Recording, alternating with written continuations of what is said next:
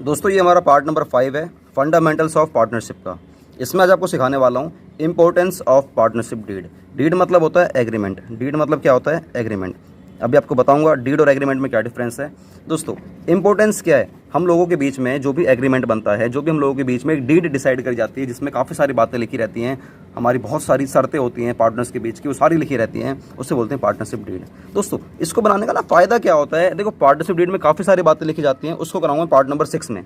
इसके बाद वाली वीडियो में सिखाऊंगा कि डीड के अंदर क्या क्या बातें लिखी जाती है। मोटी मोटी फटाफट से बातें सिखा दूंगा, लेकिन अभी आप ये सीखो उसको बनाने का फ़ायदा क्या है। भाई हमारे तुम्हारे बीच में एक एग्रीमेंट बन गया है आज कि आने वाले टाइम में प्रॉफिट होगा तो ऐसे बांटेंगे, सैलरी तुम लोगों को दी जाएगी या नहीं दी जाएगी, कैपिटल पे इंटरेस्ट दिया जाएगा या नहीं दिया जाएगा, तुम लोगों ने जो ड्राइंग करी है उस पर इंटरेस्ट लिया जाएगा या नहीं लिया जाएगा, तुम लोगों ने जो लोन दिया है उस पर आपको इंटरेस्ट कितने रेट से दिया जाएगा, या नहीं दिया जाएगा तो क्यों नहीं दिया जाएगा, और दिया जाएगा तो कितने % से दिया जाएगा। ये बहुत सारी बातें हैं जो कि आपको डीड में सिखाई जाएंगी अगली पार्ट नंबर 6 में। अभी लेकिन ये सीखो, मान लो आपके बीच में डीड बन भी गया, एग्रीमेंट बन भी गया, तो उसके फ़ायदे क्या हैं आपको ये पता होना चाहिए, ठीक है ना। हालांकि अगर मैं आपको बोलूँ मोटा मोटा समझाऊं कि जो लॉ है, सर लॉ कौन सा है ये तो बताओ। 1932 यार, आपको पता है 1932 हमारा पार्टनरशिप एक्ट 1932 हमारा लॉ है। ये कभी भी नहीं बोलता कि ये मतलब डीड बनाओ या मत बनाओ। कहने का मतलब ये कि कंपलसरी वाली बात ही नहीं करी गई है। कंपलसरी मतलब मैंडेटरी, कंपलसरी मतलब मैंडेटरी की बात ही नहीं करी गई है। तुम्हारी मर्जी है, बनाओ चाहे मत बनाओ, चाहे बनाओ चाहे मत बनाओ, मतलब मैंडेटरी नहीं है। मैंडेटरी मतलब सर क्या होता है? कंपलसरी। कंपलसरी नहीं है, चाहे बनाओ चाहे मत बनाओ, ये सब कुछ आपके ऊपर है, ठीक है ना।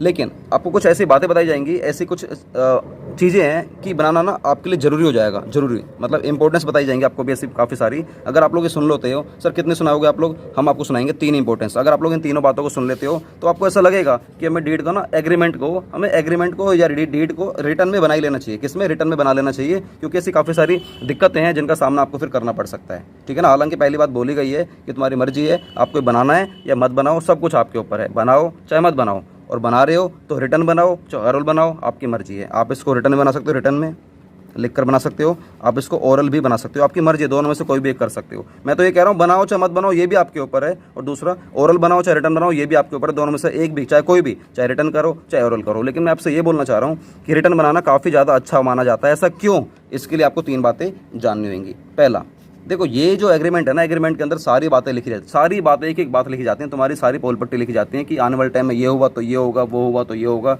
मतलब सारे के सारे आपके काम, जितने भी आपके राइट्स हैं आपको सारे लिखवाए जाएंगे, जितनी भी आपकी ड्यूटीज़ हैं आपको सारी लिखवाई जाएंगी, जितनी भी आपकी रिस्पॉन्सिबिलिटीज़ हैं, जितनी भी आपकी लाइबिलिटीज़ हैं,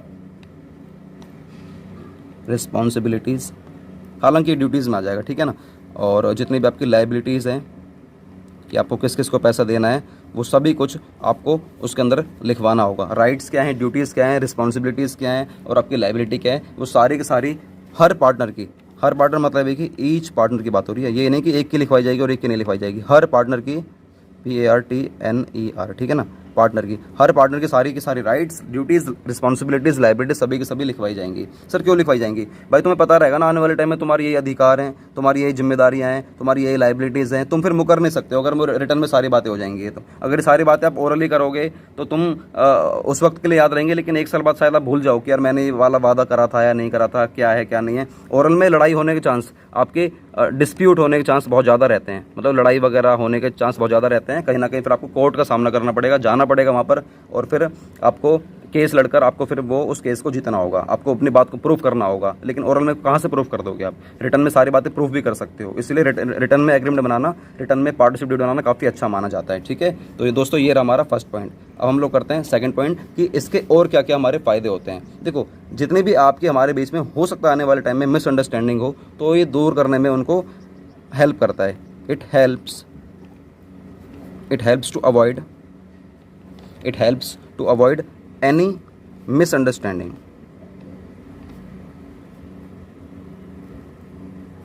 It helps to avoid any misunderstanding amongst the partner, amongst the partners. भाई सीधी सी बात है ना, अगर आप लोग रिटर्न में बना लोगे एग्रीमेंट, तो आपके बीच में जो भी आपके बीच में जो भी मिसअंडरस्टैंडिंग होएगी, जो भी मतलब ऐसी बातें होंगी जो आने वाले टाइम में शायद आपको दिक्कत दे सकती है, तो वो उनको दूर करने में, उनको अवॉइड करने में ना पार्टनर्स के बीच में हेल्प करता है। इसलिए भैया रिटर्न में बना लेना काफ़ी अच्छा है। तुम आने वाले टाइम में कहोगे कि यार प्रॉफिट भाई हम दोनों आधा आधा क्यों बांटे, एक ने कैपिटल लगाई 10 लाख रुपए की, एक ने लगाई सिर्फ 2 लाख रुपए की, तो प्रॉफिट अगर मान लो होता है तो ज़्यादा प्रॉफिट किसको मिलना चाहिए, 10 लाख वाले को या 2 लाख वाले को सर, बट ऑब्वियस है 10 लाख वाले को ज़्यादा मिलना चाहिए। लेकिन अगर आपके और उसके बीच में एग्रीमेंट ये हो रखा है ओरली, अभी रिटर्न की बात नहीं कर, ओरली, कि तुम दोनों ना आधा आधा बांटोगे, शुरुआती जोश में तो आपने बोल दिया कि ठीक है प्रॉफिट होगा ना आधा आधा बांट लेंगे, आधा आधा, क्योंकि रिटर्न में एग्रीमेंट हुआ ही नहीं था, ओरल में हुआ था, आधा आधा बांट लेंगे। लेकिन जब प्रॉफिट बहुत ज़्यादा हुआ तो अब क्या, ए कह रहा है, ए जिसने 10 लाख रुपए लगाए थे, ए कह रहा है कि यार मैंने तो बहुत सारे पैसे लगाए हैं तो प्रॉफिट में ज़्यादा हिस्सा मेरे को मिलेगा। तो बाद में तुम दोनों लड़ाई करोगे, नहीं भैया शुरू में तो बात ये हुई थी कि आधा आधा बांटेंगे। लेकिन दोस्तों उन सब से बचने के लिए फिर आप कोर्ट में ना साबित नहीं कर पाओगे, फिर कोर्ट में पता क्या बोलेगा, आपको बताऊंगा पार्ट नंबर 5, 6, 7 में बताऊंगा कि कौन कौन से रूल्स हैं जो कि एप्लीकेबल हो जाते हैं in the absence of partnership deed. ऐसी मतलब अगर आपके बीच में डीड नहीं है, एग्रीमेंट नहीं है, तो कौन कौन से रूल्स एप्लीकेबल हो जाएंगे, पार्टनरशिप एक्ट में क्या क्या बातें लिखी गई हैं, वो सारी बातें आपको बताई जाएंगी पार्ट नंबर 7 में, ठीक है ना। पार्ट नंबर 6 आएगा हमारा पार्टनरशिप डीड के अंदर क्या क्या बातें होती है, पार्ट नंबर 7 में आएगा rules applicable in the absence of partnership deed, ये सब सिखाया जाएगा, ठीक है। तो दोस्तों मेरा मानना ये है आपको रिटर्न में बना लेना चाहिए, जिससे कि आपकी मिसअंडरस्टैंडिंग सारी की सारी हमारी खत्म हो जाएंगी। क्यों? क्योंकि इसमें जितनी भी आपकी टर्म्स एंड कंडीशंस है ना, टर्म्स एंड कंडीशंस हैं वो सारी सारी ऑलरेडी रिटर्न में होती हैं, तो फिर यार बात ही खत्म, लड़ाई होने के चांस हमारे खत्म हो जाते हैं 100% तक, ठीक है ना। तो चलिए सर थर्ड पॉइंट बता दीजिए। थर्ड पॉइंट हमारा ये लिखा हुआ है, कोई भी अगर डिस्प्यूट होता है अगर पार्टनर्स के बीच में, तो हम लोग उसको सेटल कर सकते हैं बहुत ही ईजी तरीके से, बहुत ईजी तरीके से सेटल कर सकते हैं, क्योंकि सारी बातें उसके अंदर लिखी हुई हैं। सर ये आपने बातें बता तो दी हैं, लेकिन मैंने बता दी हैं, लेकिन फिर भी आप इसको कर लीजिए। कोई भी अगर डिस्प्यूट होता है, एनी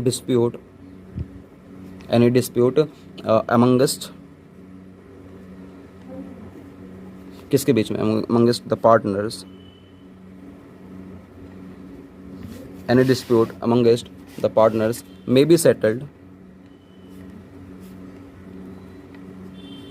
सेटल्ड ईजिली, हम लोग उसको ईजिली सेटल कर सकते हैं अगर आपका एग्रीमेंट वो हमारा रिटर्न में है। तो ओरल में है तो फिर दिक्कत हो जाएगी, ठीक है ना। इसीलिए बोला जाता है, आपकी बेस्ट प्रैक्टिस में बोला जाता है कि अगर आपका पार्टनरशिप डीड, अगर आपका एग्रीमेंट है जो, अगर आपका ये रिटर्न में है तो ये बहुत बेस्ट हमारा माना जाता है, रिटर्न इन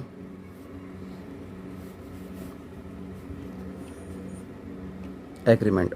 अगर एग्रीमेंट में अगर आपकी सारी बातें लिखी हुई हैं तो इससे बढ़िया तो कोई बात मानी नहीं जाती है। और मज़े की बात ये है, ये जो एग्रीमेंट में जितने भी पार्टनर्स हैं आपके, चाहे पार्टनर्स हैं 2, 3, 4, 5 जितने भी हैं, मान लो 1, 2, 3, 4, 5 पार्टनर, ठीक है 5 पार्टनर हैं, इन सभी के हमारे उस एग्रीमेंट में ना साइन भी होने चाहिए, सिग्नेचर भी होने चाहिए, सिग्नेचर होने चाहिए, ताकि आप ये कह सको बाद में देख तेरे साइन हो रखे हैं, ये सारे टर्म्स एंड कंडीशन है, आराम से पढ़ ले। पढ़ने के लिए उनको एक ही कॉपी घर पे ले जाने के लिए दे देना। आपने जो भी बातें लिखी हैं, आप ये नहीं कि पहले साइन करा लोगे, भैया इतनी सारी बातें लिखी गई हैं हमारे तुम्हारे बीच में बातें करने के बाद, तो एक कॉपी तो पहले तो घर ले जा, आराम से पूरी रात पढ़ाई करियो, कल आइयो देख लियो कोई ऐसी बात तो नहीं जो उसके तू फेवर में नहीं है, अगेंस्ट में, तो मुझे बता दियो, फिर उसके बीच में बात कर लेंगे, और ताकि फिर हम लोग नेक्स्ट डे उस पर साइन करके हम लोग अपने बिजनेस को ग्रो करेंगे।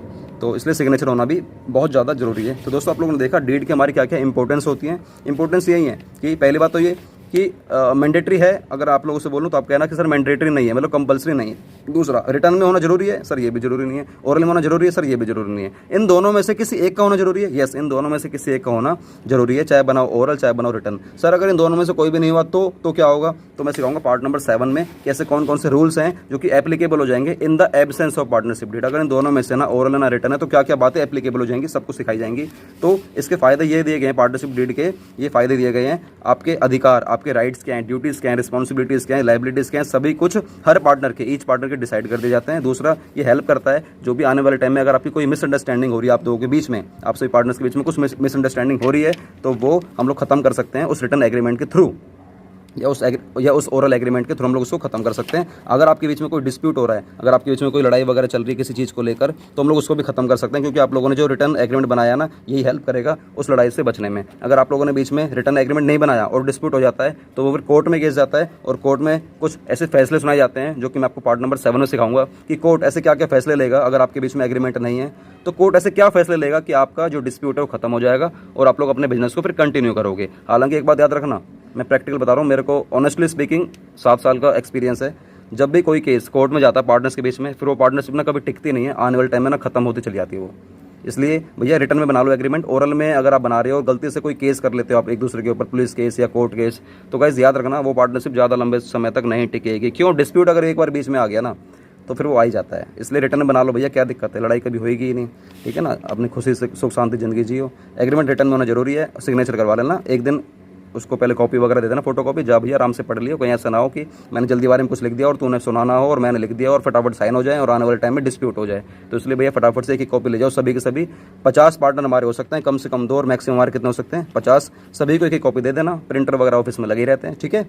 तो गाइस ये रही हमारी importance of partnership deed. Sir आपने ये तो बताया नहीं पार्टनरशिप डीड में और एग्रीमेंट में क्या फ़र्क है। एग्रीमेंट जो हमारा होता है ये हमारा ओरल होता है।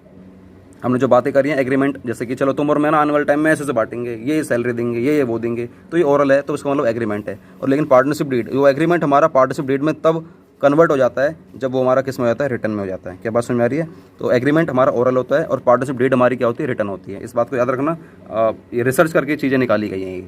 तो गाइस ये रहा हमारा पार्ट नंबर 5 जिसमें सिखाया गया इंपॉर्टेंस ऑफ पार्टनरशिप डीड। अगर आपको वीडियो अच्छी लगी, वीडियो को लाइक करें, शेयर करें, कमेंट करें, दोस्तों तक शेयर करें, उनको बोलें यार हमारे तक जुड़ें हमसे। कोई भी डाउट्स हो यार आप लोगों के, मुझे व्हाट्सअप क्या करो, आपके पास मेरा नंबर है क्या, काफ़ी टाइम से आप लोग मेरे को सुन रहे हो, तो आपके पास मेरा व्हाट्सअप नंबर है क्या, मुझे व्हाट्सअप कर दिया करो। अगर आपको इनके नोट्स चाहिए आप इनसे नोट्स भी ले सकते हो। और गाइस एक चीज़ और यार मजे की बात, अगर आपको हमसे इंग्लिश सीखनी है तो आप उसके लिए भी हमें व्हाट्सअप कर सकते हो, हम आपको इंग्लिश की ट्रेनिंग भी देंगे। हमारा एक चैनल और भी इंग्लिश का, अगर आपको जानना है कि कौन सा चैनल है उसके लिए आपको हमें व्हाट्सअप पर हाई करके भेजना होगा हमारे इस वाले नंबर पर, तो हम आपको उसका लिंक दे देंगे, जाकर उसको सब्सक्राइब कर लेना। वीडियोस को सुनना, आपकी इंग्लिश भी काफ़ी स्ट्रॉन्ग हो जाएगी, ठीक है। तो चलो गाइस मिलते हैं पार्ट नंबर 6 के साथ, जिसमें सिखाया जाएगा मतलब पार्टनरशिप डीड के बारे में, उसमें क्या क्या सारी बातें होती हैं। तो चलो गाइस, वंदे मातरम, जय हिंद।